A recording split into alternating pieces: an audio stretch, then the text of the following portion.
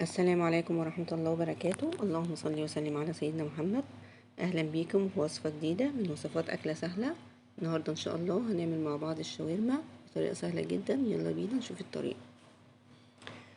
هنبدأ هنا. بسم الله. أنا جبت نص كيلو بانيه زي ما انتم شايفين كده. جبته من عند الراجل، مرضتش اخليه يقطعه عشان انا بحب اقطعه في البيت بالطريقة اللي انا عايزاها.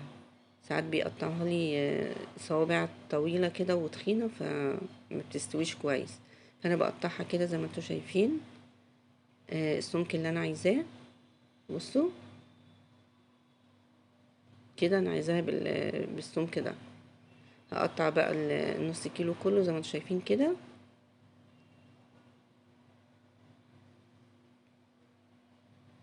رفيعة خالص كده زي ما انتم شايفين كده، بتبقى احلى وهتستوي معاكي اسرع.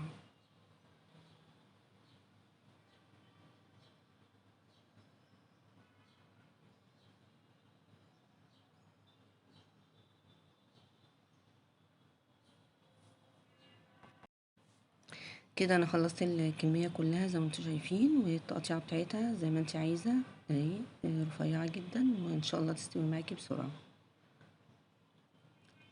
بعد كده عندي بقى فلفل وبصلايه. لو حابه تحطي فلفل الوان ممكن تحطي فلفل الوان، بتبقى حلوه برضو، بس ده اللي كان متوفر عندي. فهقطع بقى الفلفل الرومي كده زي ما انت شايفه، هقطعه برضو شرايط رفيعه خالص.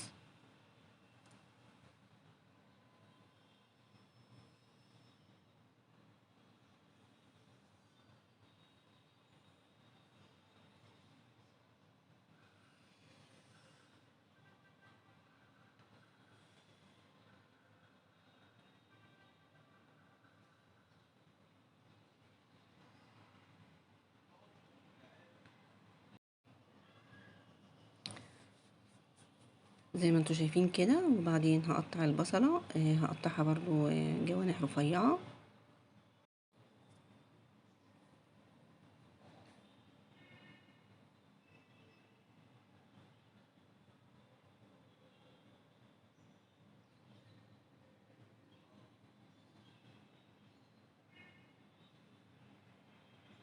هفرفطها بقى كده من بعضها.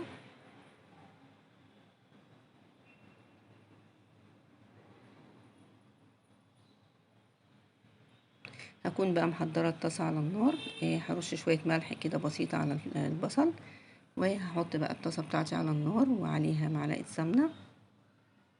سمنة او زيت، يعني اللي انت عايزاه. اول ما تسخن كده معايا هنزل بقى بالبانيه او بالشاورما يعني. هديها صدمة بقى كده واقلبها كويس.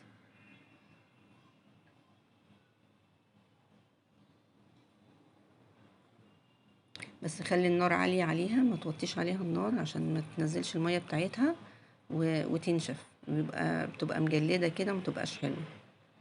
لما الزيت يسخن كويس او السمنة تديها صدمة كده، ما تخليش العصارة بتاعة البانيه تنزل منها، فبتبقى طرية وحلوة. بعد كده هنزل بالبصل كده زي ما انتم شايفين.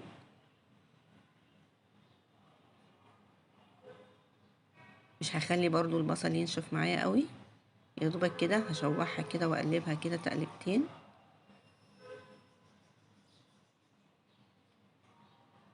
وهحط بقى التوابل بتاعتي، فلفل اسمر، وهحط توابل فراخ، وممكن احط كمان معلقه كاري، واتبلها بقى بالملح بتاعي.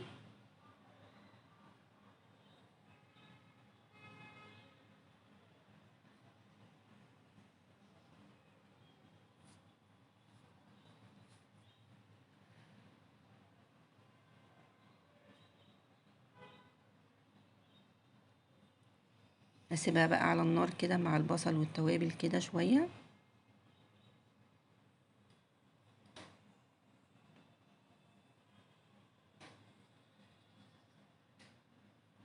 خلاص كده اما احس بقى ان هي ايه خلاص دخلت في السوا، هحط بقى الفلفل الاخضر. برضو بتبقى حلوه قوي بالفلفل الالوان، لو عندك فلفل الوان برضو ممكن تضيفيه.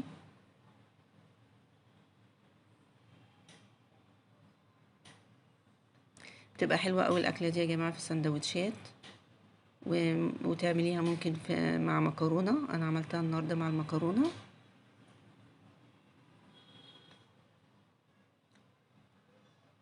في الاخر بضيف عصرة ليمون كده بتديها طعم حلو ومزازة.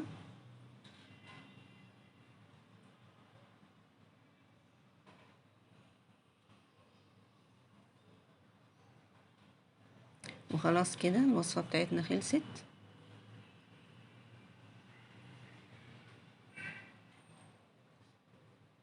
بصوا الفلفل بلونه كده ما دبلش قوي يعني، بيبقى طعمه حلو قوي كده. وضفت كمان زيتون، شوية زيتون كانوا عندي.